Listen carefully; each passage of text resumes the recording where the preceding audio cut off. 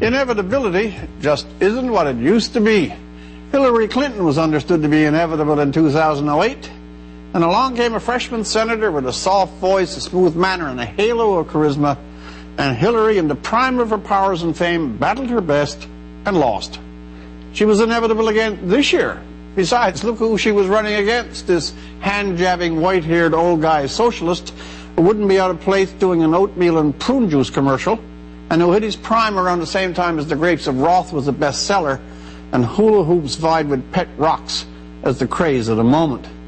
But this week in New Hampshire, the inevitable Hillary was left in the faltering dust, and the man who's a cross between Jed Clampett and Matlock, Bernie Field-to-Burn Sanders, trounced her with a 20% lead, taking the women's vote by a full 11%, and amazingly, the young vote went to Grandpa, and I mean that kindly, by 84%, and a sad, timid 14% for the inevitable one. And meantime, in the throne room of the Republican Party on the same night, Donald Trump was peeling his grapes of wrath and probably wondering why he didn't get into politics a lot sooner.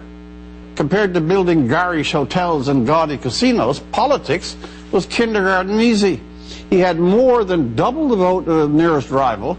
The rest of the field of professional politicians were but dust beneath his gold-ornamented, monogrammed chariot wheels.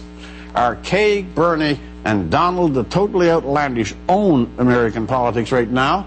They play by none of the established rules. They're almost perfect anti-candidates. Trump bathes the press in acid.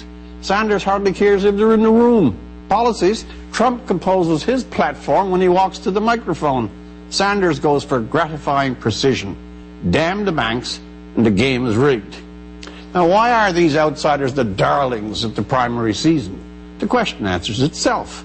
Because however different in style, ego, manner, presentation from each other, they are outsiders, which means they aren't insiders. And both of them have the same message, and it rings with rough truth. The people have been taken for granted. The game is rigged for insiders. The political class thinks it owns politics. Send them a message. The anger that supplies the fuel to both campaigns has been building for a long time, while anger over politicians remote from voters, a revolving political class that hold power regardless of who wins, and the dead inauthenticity and fake sincerity of most political messages. Bernie and Donald are the 2016 Funhouse version of the classic Mr. Smith Goes to Washington.